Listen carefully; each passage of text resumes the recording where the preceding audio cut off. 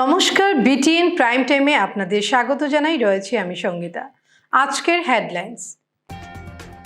লক্ষ্মীপুরে ঘুষ নিতে গিয়ে হাতে নাতে ধরা পড়ল বন আধিকারিক। পবন খেরার জামিন, সুপ্রিম কোর্টের রায়কে স্বাগত জানালো কংগ্রেস। মুখ্যমন্ত্রী হিমন্ত বিশ্ব শর্মার মন্তব্যকে কটাক্ষ। শিলচরের মধুরবন্দে অন্তঃসত্ত্বা গৃহবধূ খুন, স্বামী গ্রেফতার। বেঙ্গালুরুতে হাসপাতালের দেওয়াল ধসে সোনার যুবক সহ 7 জনের মৃত্যু। ত্রিপুরার সোনামুড়ায় 10ম শ্রেণীর ছাত্রীকে ধর্ষণ করে খুন, দাদু গ্রেফতার। এবারে বিস্তারিত খবর। লক্ষ্মীপুরে ঘুষ নিতে গিয়ে হাতে নাতে ধরা পড়ল বন আধিকারিক। ফের দুর্নীতি দমন শাখার জালে ধরা পড়লেন এক ঘুষখোর সরকারি আধিকারিক। লখিমপুর জেলায় আঞ্চলিক বন আধিকারিক শিবাশিস শান্ডিল্যকে ঘুষ নেওয়ার সময় হাতে নাতে গ্রেফতার করা হয়েছে। সূত্রের খবর, এক ডাম্পার মালিকের কাছ থেকে 12,000 টাকা ঘুষ নেওয়ার সময় নিজের সরকারি আবাসনেই তাকে গ্রেফতার করা হয়। অভিযোগ, কিছু প্রশাসনিক সুবিধা পাইয়ে দেওয়ার বিনিময়ে ওই টাকা দাবি করেছিলেন তিনি। অভিযানের পর অভিযুক্ত আধিকারিককে জিজ্ঞাসাবাদ শুরু করেছে দুর্নীতি দমন শাখা। এই ঘটনায় আবারও সরকারি ব্যবস্থার মধ্যে দুর্নীতির চিত্র সামনে এসেছে। প্রশাসনের পক্ষ থেকে জানানো হয়েছে, এই ঘটনায় সমস্ত দিক খতিয়ে দেখে কঠোর আইনি ব্যবস্থা নেওয়া হবে। BTN news. পবন খেরার জামিন, সুপ্রিম কোর্টের রায়কে স্বাগত জানালো কংগ্রেস। মুখ্যমন্ত্রী হিমন্ত বিশ্ব শর্মার মন্তব্যকে কটাক্ষ। কংগ্রেস নেতা পবন খেরা সংক্রান্ত মামলায় সুপ্রিম কোর্টের সাম্প্রতিক রায়কে ঘিরে রাজনৈতিক মহলে প্রতিক্রিয়া তীব্র হয়েছে। বিরোধী শিবিরের তরফে জানানো হয়েছে, গোটা বিচার প্রক্রিয়ায় তারা আদালতের ওপর পূর্ণ আস্থা রেখেছিলেন এবং সেই বিশ্বাসই আজ প্রতিষ্ঠিত হয়েছে। প্রতিক্রিয়ায় আরও বলা হয়, মানহানির মতো মামলায় খেরাকে গ্রেফতার করার কোনো প্রয়োজন ছিল না। তার উত্থাপিত বিষয়গুলি আগেই জনসমক্ষে ছিল বলেও দাবি করা হয়েছে। পাশাপাশি এই প্রসঙ্গে অসমের মুখ্যমন্ত্রী হিমন্ত বিশ্ব শর্মার কিছু মন্তব্যকে অশোভনীয় ও অসংসদীয় বলে কটাক্ষ করা হয়েছে। বিরোধী পক্ষ আরও অভিযোগ করেছে, গৌহাটি হাইকোর্টের শেষ শুনানির সময় যে অতিরিক্ত ধারাগুলি যুক্ত করা হয় সেগুলি মূল এফআইআরে উল্লেখ ছিল না, যা আইনগত প্রক্রিয়া নিয়ে প্রশ্ন তোলে। সুপ্রিম কোর্টের এই রায়কে স্বাগত জানিয়ে তারা বলেছে, রায়ের 22 নম্বর পাতায় উল্লেখিত পর্যবেক্ষণগুলি বিশেষভাবে তাৎপর্যপূর্ণ এবং তা সংশ্লিষ্টদের মনোযোগ দিয়ে পড়া উচিত। উল্লেখ্য, এই মামলায় সুপ্রিম কোর্ট পবন খেরাকে অগ্রিম জামিন প্রদান করে এবং গৌহাটি হাইকোর্টের আগের রায় খারিজ করে দেয়। আদালত পর্যবেক্ষণ করে যে মামলায় রাজনৈতিক প্রতিদ্বন্দ্বিতার ইঙ্গিত রয়েছে এবং ব্যক্তিগত স্বাধীনতা রক্ষা করা প্রয়োজন। पवन जी को राहत मिली है, ये पूरी तरह से झूठा केस है।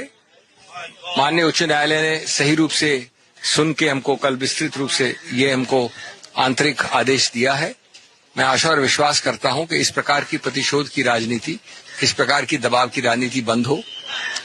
हमें पूरी तरह से विश्वास है कि कानून में हम सही हैं। 100 व्यक्तियों का निजामुद्दीन में आना जैसे कोई घोर आतंकवादी घूम रहा है, बिल्कुल निराधार चीज है, गलत चीज है। जिस प्रकार के ऑफेंसेस बनाए हैं, सिर्फ एक आर्मी को नहीं भेजा गया, लेकिन जो दोष बनाए गए हैं, प्रावधान बनाए गए हैं, वो बिल्कुल लागू नहीं है। हर प्रकार के प्रावधान डाल दिए हैं। और सबसे अहम मुद्दा कि अगर आपका कोई मानहानि हुई है सोच की, छवि की, तो उसके लिए आप तहकीकात कर सकते हैं। अरेस्ट का, गिरफ्तारी का मुद्दा ही कहां से उठता है। BTN news. শিলচরের মধুরবন্দে অন্তঃসত্ত্বা গৃহবধূ খুন, স্বামী গ্রেফতার। কাছাড় জেলার শিলচর শহরের মধুরবন্দ এলাকায় এক হৃদয় বিদারক হত্যাকাণ্ডের ঘটনা সামনে এসেছে। অভিযোগ, পরকীয়া সম্পর্কের জেরে 7 মাসের অন্তঃসত্ত্বা স্ত্রীকে গলা টিপে হত্যা করেছে স্বামী বীরু মিয়া। স্থানীয় সূত্রে জানা গেছে, অভিযুক্তের পরকীয়া সম্পর্ককে কেন্দ্র করে দীর্ঘদিন ধরেই দাম্পত্য কলহ চলছিল। সেই বিবাদের জেরেই নিজের স্ত্রী রাবিয়া বেগমকে নির্মমভাবে হত্যা করা হয়েছে বলে অভিযোগ উঠেছে। ঘটনার পর এলাকা জুড়ে চাঞ্চল্যের সৃষ্টি হয়। খবর পেয়ে পুলিশ ঘটনাস্থলে পৌঁছে তদন্ত শুরু করে এবং অভিযুক্ত স্বামীকে গ্রেপ্তার করে। এই মর্মান্তিক ঘটনায় মৃতার পরিবারের শোকের ছায়া নেমে এসেছে। পাশাপাশি স্থানীয় বাসিন্দাদের মধ্যেও তীব্র ক্ষোভের সৃষ্টি হয়েছে। পুলিশ জানিয়েছে, ঘটনার সব দিক খতিয়ে দেখে দোষীর বিরুদ্ধে কঠোর আইনি ব্যবস্থা নেওয়া হবে।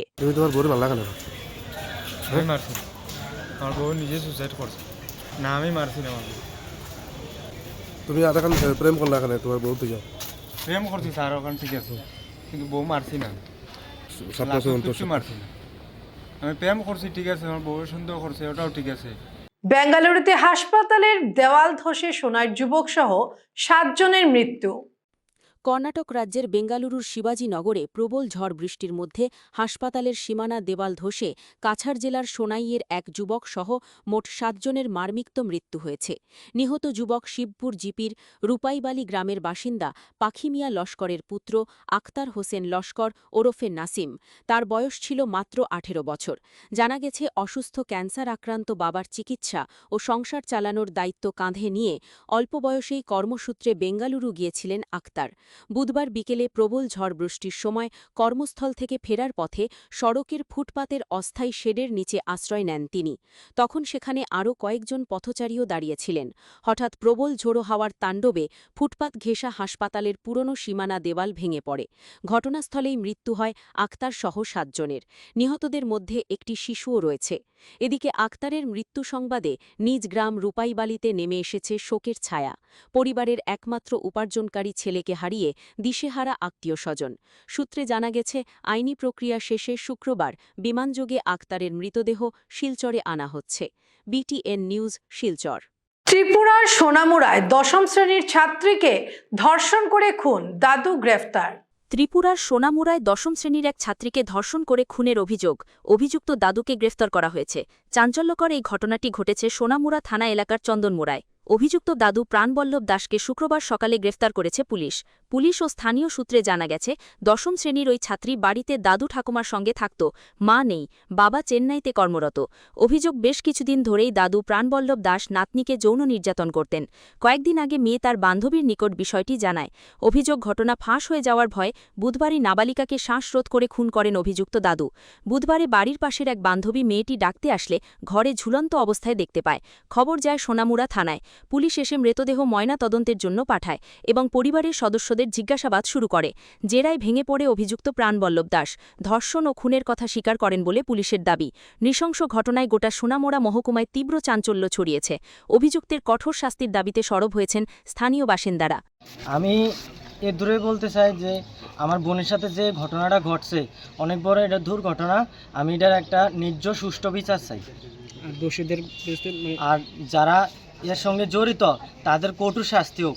আমি চাই যে ওরা যেহেতু আমার বোনকে এত বড় শাস্তি দিয়ে মেরেছে, ওদের শুধু বিচার না, আমি চাই ফাঁসি হোক।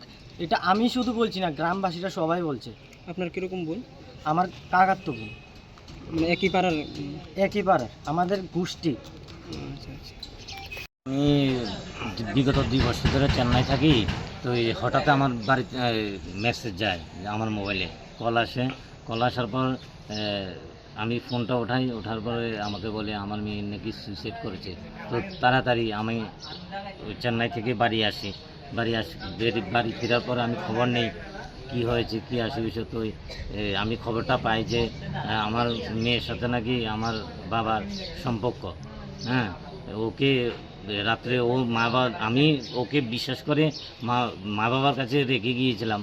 ওকে ঘুমের ট্যাবলেট খাওয়াইয়ে ওকে ধর্ষণের চেষ্টা করে। কোন ক্লাসে পড়ে সে? ক্লাস 10-এ এবার উঠেছিল। মানে দর্শনের চেষ্টা করে বলতে কি দর্শন করেছে? দর্শন চেষ্টা করে এবং করতে আছে। কয়দিন ধরে এই ঘটনা ঘটতো? 3 রাত্র 4 রাত্র ধরে এরকম ঘটনা ঘটেছিল।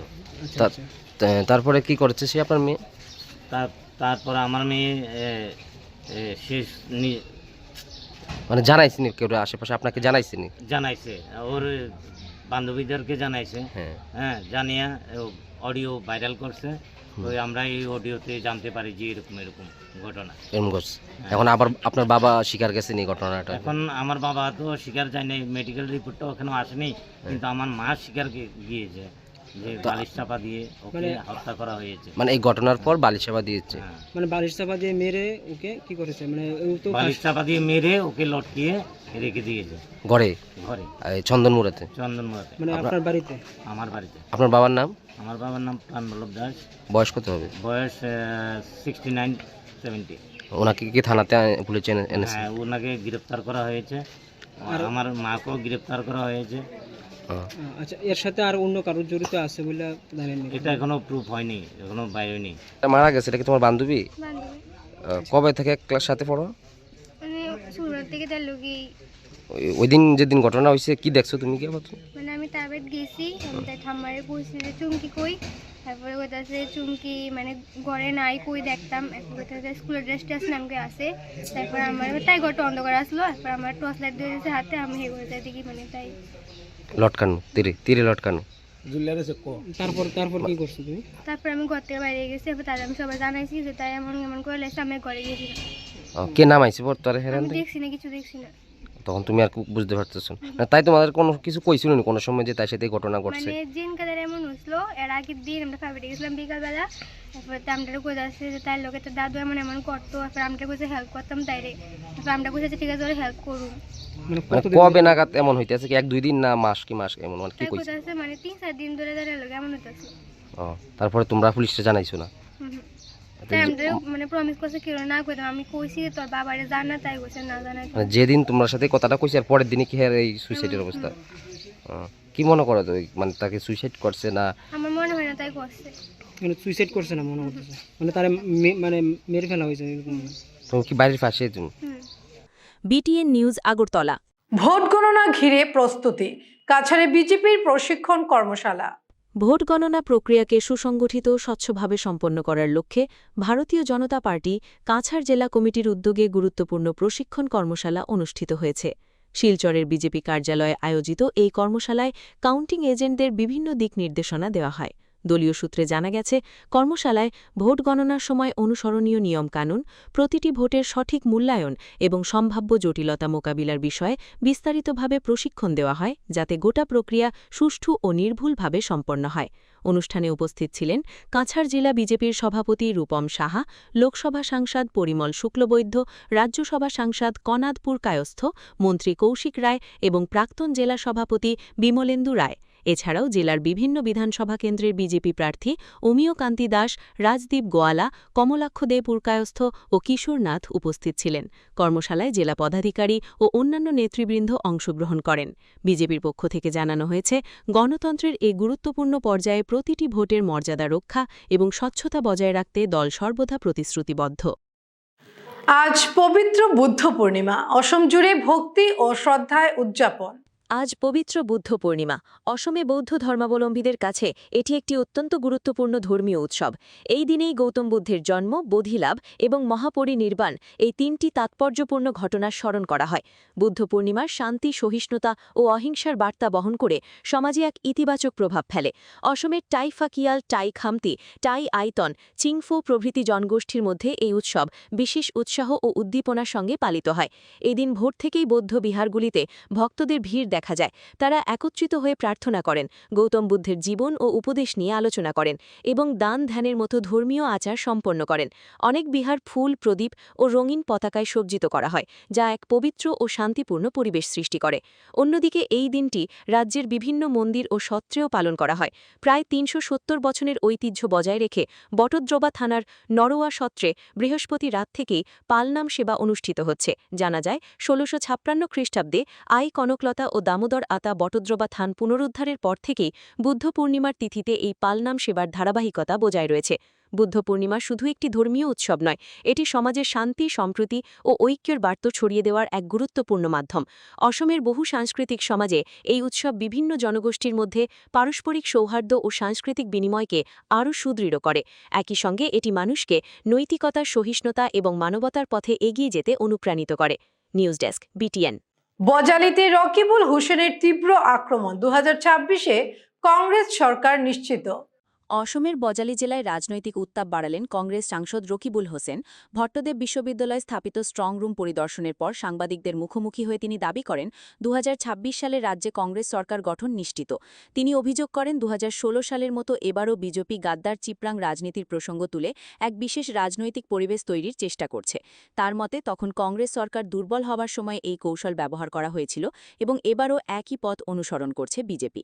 বিরোধী ঐক্য প্রসঙ্গে তিনি বলেন, বিরোধী জোটের প্রার্থীরা ব্যাপক জনসমর্থন পাচ্ছেন এবং ৪ মে ফল ঘোষণার দিনই তা স্পষ্ট হয়ে উঠবে। ভবানীপুর সর্বগ আসনের প্রার্থী রণজিৎ কুমার দাসকে কটাক্ষ করে তিনি বলেন, আসল সর্দারি গাদ্দার চিপরাম রাজনীতি চালাচ্ছেন। যদিও সরাসরি নাম না নিলেও মুখ্যমন্ত্রী হিমন্ত বিশ্ব শর্মাকে ইঙ্গিত করেছেন বলেই রাজনৈতিক মহলের ধারণা। তিনি আরও বলেন, অসমে একজনই সর্দার আছেন, সেটা মানুষ ভালো করেই জানে। এদিন তার সফরে অসম জাতীয় পরিষদ বজালী জেলা কমিটি ও কংগ্রেস নেতারা উষ্ণ অভ্যর্থনা জানান। উপস্থিত ছিলেন বিরোধী ঐক্যের প্রার্থী দিলীপ বড়ুয়া, বড়ুয়া এবং জেলা কংগ্রেস সভাপতি গুপ্তমণি শর্মা। দিলীপ বড়ুয়াকে আগাম শুভেচ্ছা জানিয়ে তিনি বলেন, বজালির মতো কেন্দ্রে এবার বিরোধী ঐক্যের জয় নিশ্চিত। পাশাপাশি তিনি অভিযোগ করেন, পশ্চিমবঙ্গ নির্বাচন শেষ হওয়ার পর থেকেই মুখ্যমন্ত্রী হিমন্ত বিশ্ব শর্মা কিছু সংবাদ মাধ্যমের মাধ্যমে বিজেপি সরকার গঠনের পরিবেশ তৈরি করার চেষ্টা করছেন, যা ভোট গণনার আগে বিরোধীদের মনোবল ভাঙা ও সরকারি কর্মচারীদের প্রভাবিত করার কৌশল। তিনি দাবি করেন, ৪ মে দুপুর 12টা পর্যন্ত বিজেপি এই পরিবেশ বজায় রাখার চেষ্টা করবে, তবে তারপর ফলাফল বিরোধী ঐক্যের পক্ষে ঘুরে যাবে। গৌরব গগৈয়ের নেতৃত্বে কংগ্রেস সরকার গঠনের আশাবাদ ব্যক্ত করেন তিনি। বিজেপির আসন সংখ্যা নিয়ে কটাক্ষ করে বলেন, ১০০ আসনের কথা বললেও যদি ৬০ও পায় তবে ৮০তে ৪০ও পাবে না। তিনি স্পষ্ট করেন, কংগ্রেস এক্সিট পোলকে গুরুত্ব দেয় না, চূড়ান্ত ফলাফলের ওপরই তাদের আস্থা। জুবিন গার্গ ইস্যুতেও মন্তব্য করে তিনি বলেন, কংগ্রেস ক্ষমতায় এলে শিল্পীকে ন্যায় দেওয়া হবে, এটি রাহুল গান্ধী সহ দলের প্রতিশ্রুতি। এছাড়া উপনির্বাচনে চামুগুড়িতে বিজেপি রিগিং করে জিতেছে বলে অভিযোগ তুলে তিনি দাবি করেন, এবার সেখানে বিপুল ব্যবধানে কংগ্রেস জিতবে এবং তার পুত্রের জয়ও নিশ্চিত। মুখ্যমন্ত্রীকে কটাক্ষ করে তিনি বলেন, এখন বিজেপির ভেতরেই অনেকে তার কথা শুনতে চান না। অনেকেই পরিবারের সামনে তার ভাষণ শুনতে না পেরে টিভি বন্ধ করে দেন। সব মিলিয়ে বজানিতে রকিবুল হোসেনের এই মন্তব্য রাজ্যের রাজনীতিতে নতুন করে উত্তাপ ছড়িয়েছে। BTN news, Guwahati. হোজাই জেলায় ভুয়ো স্কুলের পর্দাফাঁস, প্রশাসনের অভিযানে সিল ডবকার ইউনাইটেড ইংলিশ স্কুল।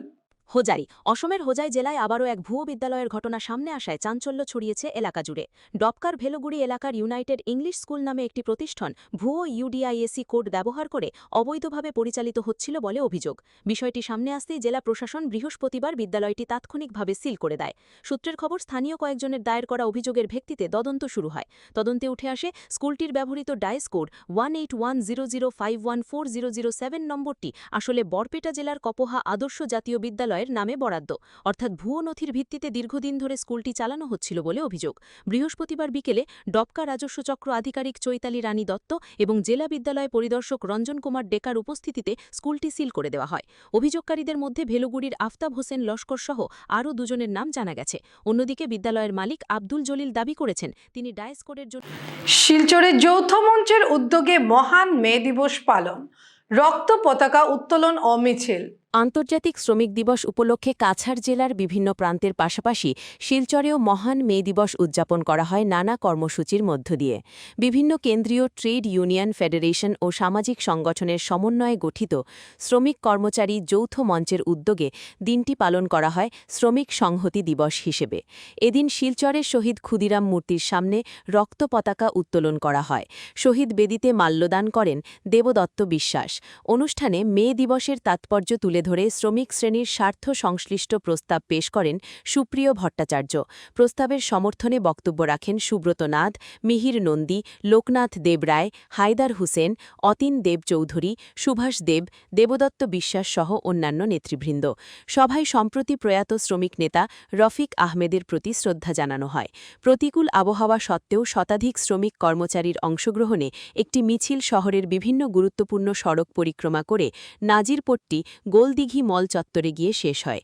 মে দিবস উপলক্ষে শ্রমিকদের অধিকার রক্ষা, ন্যায্য মজুরি ও সামাজিক নিরাপত্তা নিশ্চিত করার দাবিও উত্থাপন করা হয়।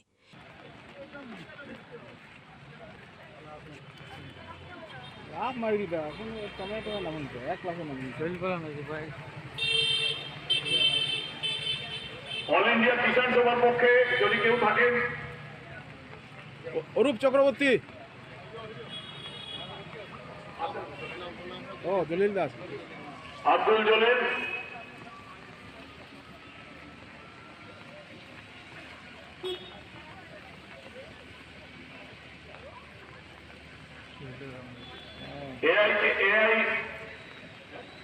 AIKKMS এর পক্ষে শ্যামদেব কুন্ডি। কিনা শ্রমিক তথা শ্রমজীবী মানুষকে শোষণ করার এক ব্যবস্থা মাত্র, সেই অবাঞ্ছিত অমানবিক ব্যবস্থার মধ্যে থেকে শুধুমাত্র কিছু অধিকার আদায়ের মধ্যেই নিজেদের সংগ্রামকে সীমাবদ্ধ না রেখে এই ব্যবস্থাকেই সমূলে উৎপাটন করে তার জায়গায় শ্রমিক শ্রেণীর নেতৃত্বে সমাজতান্ত্রিক রাষ্ট্র ব্যবস্থা প্রতিষ্ঠা করাই হলো শ্রমিক আন্দোলনের চূড়ান্ত লক্ষ্য। এই লক্ষ্যে পথ চলার সংগ্রামে মে দিবস হলো প্রেরণার উৎস এবং নতুন করে শপথ গ্রহণের দিন। আজকের এই সমাবেশ কঠোর ভাষায় নিন্দা জানাচ্ছে ইসরায়েলি জিওনিস্ট ফ্যাসিস্ট সরকার ও তার মিত্র আমেরিকান সাম্রাজ্যবাদী ট্রাম্প সরকারকে, যারা গত প্রায় 1.5 বছর ধরে প্যালেস্তাইনের গাজা এবং ওয়েস্ট ব্যাংকে নির্বিচারে গোলাবর্ষণ করে হাজার হাজার নিরপরাধ নারী, শিশু ও নাগরিককে হত্যা করে চলেছে এবং গত প্রায় 2 মাস ধরে পারমাণবিক অস্ত্র মজুত রাখার অজুহাত দেখিয়ে ইরান সহ লেবানন ইত্যাদি দেশে ধ্বংসলীলা চালাচ্ছে। এই সমাবেশ লক্ষ্য করছে যে সাম্প্রতিক সময়ে ইউরোপ, এশিয়া সহ বিভিন্ন দেশ তাদের সামরিক খাতে বাজেট বরাদ্দ মাত্রাতিরিক্ত হারে বৃদ্ধি করছে, যা বিশ্ব শান্তি, বিশ্ব পরিবেশ ও মানব কল্যাণ প্রকল্পের বিরুদ্ধে এক হুমকি স্বরূপ। সাম্রাজ্যবাদী দেশগুলোর মরণাস্ত্র শিল্প ও দখলদারিকে পরিপুষ্ট করতেই এই বাজেট ব্যবহৃত হচ্ছে এবং এর ফলে অনুন্নত ও উন্নয়নশীল দেশের শ্রমিকদের জীবন জীবিকার উপর আক্রমণের তীব্রতা বৃদ্ধি পাচ্ছে। সামাজিক ও অর্থনৈতিক বৈষম্য বৃদ্ধি পাচ্ছে। তাই আমরা এই সামরিক নীতির প্রতিবাদ করছি এবং দাবি জানাচ্ছি, অস্ত্র নয়, মানুষের জীবন জীবিকা উন্নয়নের স্বার্থে বাজেট বরাদ্দ বাড়াতে হবে। BTN news, Silchar. মধ্য রাজনগরে দুষ্কৃতকারীদের আক্রমণে এক পরিবারের 5 জন আহত, মামলা। কাছাড় জেলার ধলাই থানাধীন মধ্যরাজনগরে দুষ্কৃতকারীদের আক্রমণে এক পরিবারের 5 জন লোক আহত হয়েছেন। এর মধ্যে 2 জনের অবস্থা গুরুতর। ঘটনাটি ঘটেছে বৃহস্পতিবার বেলা 11টা নাগাদ। এ নিয়ে ধলাই থানায় মামলা দায়ের করা হয়। ঘটনার বিবরণ দিতে গিয়ে সালমান হোসেন লস্কর জানান, তার বাবা মোনাইউদ্দিন লস্কর সকালে রাস্তায় বেরোলে দেখতে পান কয়েকজন লোক টিলার আড়ালে রাস্তার ধারে একটি অটো নিয়ে দাঁড়িয়ে কিছু একটা করছে।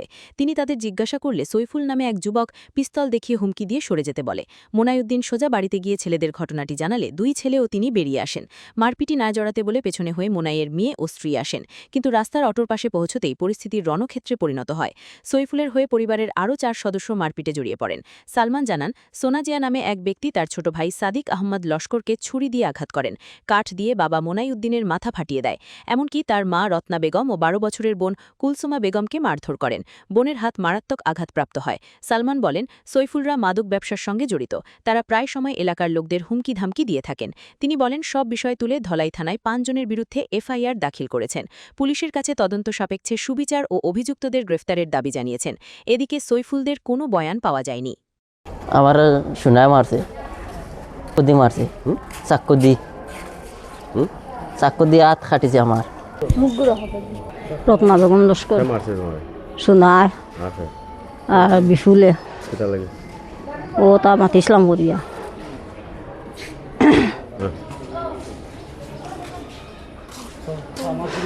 আমার ফুড়িয়ে কিতাব দোষ করছে আগুয়া ফুয়া একগু ফুড়ি একগু ওগুরে মারছে। পুরা তোরা বিচার চাই আমি, প্রশাসনের কাছে বিচার চাই, প্রশাসনের কাছে বিচার চাই আমি। আমিও গেছিলাম ওবাই যে রাস্তার ওবাইদি, আর তারা আমার বাইরে দৌড়াত গেছিলাম, তখন তারা আমার ফালাইয়া মারছে, লাত্তাইছে আর তো জখম করছে। আর শোনায় সৈফুলে তারা দরিয়া ফিটিছে আর কি। আমার মারেও মারছে, আমার বাপরেও মারছে, আমার ভাইয়েও মারছে তারা দরিয়া। আমি পুরা বিশ্বাস চাই আমরা কিতা দোষ, তারা যেন আমরা মারলো, তারা টেকাই গেছে করে তারা কিতা আমরা মারতাম দরিয়া। আমরা তো ফুটনা কোনো রহস্য নাই, জাস্ট ও মাত মাতায়, কারণ এই মাত খেয়েও মাতে না, তো মাতিলেও ওলা ঝগড়া করবো, তারা মারবো। আমরা মাতায় আমরা মারে, আর গাও মাতিব না, গাঁর খেয়েও মারতো না ডরাইয়া। BTN news, Silchar. মণিপুরে বড় দুর্ঘটনা, ট্রাকের ধাক্কায় ভেঙে পড়ল গুরুত্বপূর্ণ ব্রেইলি ব্রিজ। প্রতিবেশী রাজ্য মণিপুরে এক বড় দুর্ঘটনার খবর সামনে এসেছে। একটি ট্রাকের ধাক্কায় ভেঙে পড়েছে একটি গুরুত্বপূর্ণ বেইলি ব্রিজ। ঘটনাটি ঘটেছে চূড়াচাঁদপুর জেলার থানলন থানার অন্তর্গত চিনজাওয়াল গ্রামের কাছে। জানা গেছে, মিজোরাম ও মণিপুরকে সংযোগকারী জাতীয় সড়কের তুইভাই নদীর ওপর অবস্থিত এই বেইলি ব্রিজটির ওপর দিয়ে বৃহস্পতিবার রাতে একটি ট্রাক যাবার সময় দুর্ঘটনাটি ঘটে। ট্রাকটির ধাক্কায় ব্রিজটি ভেঙে নদীতে পড়ে যায়। এর ফলে এই গুরুত্বপূর্ণ সড়কপথে যান চলাচল সম্পূর্ণভাবে বন্ধ হয়ে পড়েছে। প্রশাসন পরিস্থিতি পর্যালোচনা করে দ্রুত বিকল্প ব্যবস্থা গ্রহণের চেষ্টা করছে বলে জানা গেছে। BTN news, Silchar. আজকের মতো BTN প্রাইম টাইম এ পর্যন্তই। ধন্যবাদ।